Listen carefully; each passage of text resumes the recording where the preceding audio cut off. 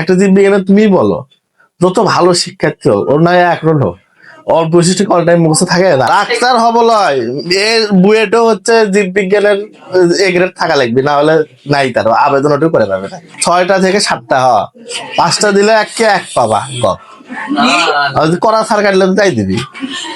প্রশ্ন শেষ করে পায় না, বিজ্ঞানের 3য় অধ্যায় কোষ বিভাজন পড়বো, ঠিক আছে? তাহলে সেল ডিভিশন বলতে কি বোঝায়? একটা প্রাণীর বা একটা উদ্ভিদের কোষ বিভাজনের মাধ্যমে কিন্তু তার দেহের কি ঘটে, বৃদ্ধি ঘটে, ঠিক না?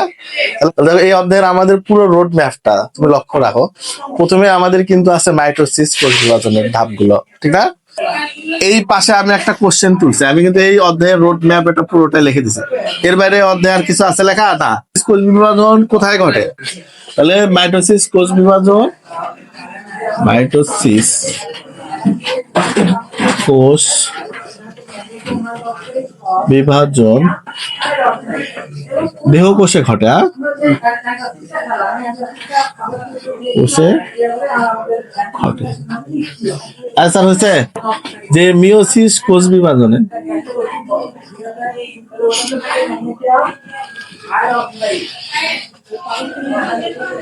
কোষ বিভাজনে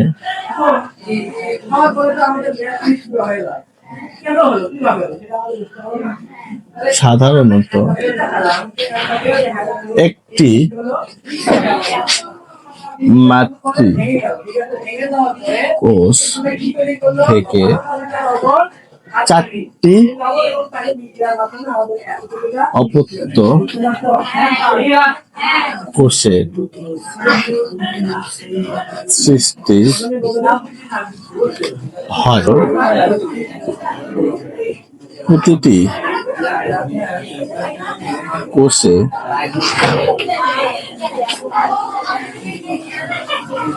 অর্ধেক ক্রোমোজোম থাকে। আর প্রচুর কঠিন কঠিন প্রশ্ন হবে এবার শিক্ষা বোর্ডে, ঠিক আছে? এই কারণে একে হ্রাসমূলক বিভাজন বলা হয়। এই প্রশ্নে তুমি আর একটা লাইন এক্সট্রা অ্যাড করতে পারো, সেটা হচ্ছে মিওসিস জনন কোষে ঘটে, তারপর থেকে শুরু। ঠিক, আগে আমরা লিখবো বি ধাপটি হলো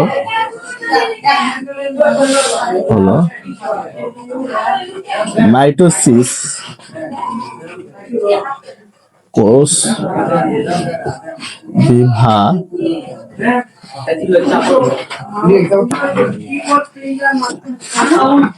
তাহলে এটি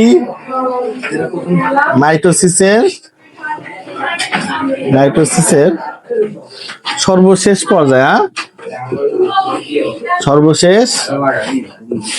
পর্যায়ে, প্রোফেজ এর ঘটনা বিপরীত ঘটে। আচ্ছা, এই ধাপে দেখো ক্রোমোজোম কোনগুলো বাবা? এই যে এর ভিতরে যে নিউক্লিয়াসের ভিতরে যেগুলো আছে আর কি, ঠিক না? তাহলে এই ধাপে ক্রোমোজোম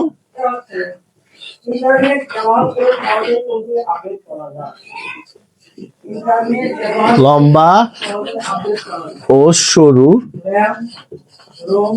আকার ধারণ করে। নিউক্লিয়াস পূর্ণ আবির্ভাব।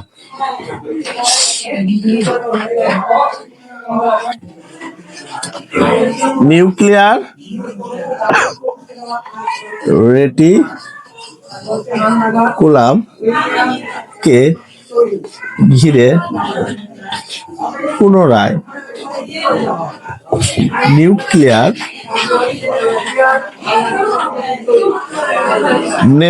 মেমব্রেনের আবির্ভাব ঘটে। তাহলে স্পিন্ডল কাঠামো তাহলে খালি মেন লাইনটা নেবা, এন্ডো অত বড় লাইনকে লিখবে, এন্ডোপ্লাজমিক জালিকা জমা হয়ে কোষ প্লেট গঠন করে। তারপরে এর ফলে দুটি অপত্য কোষের সৃষ্টি হয়।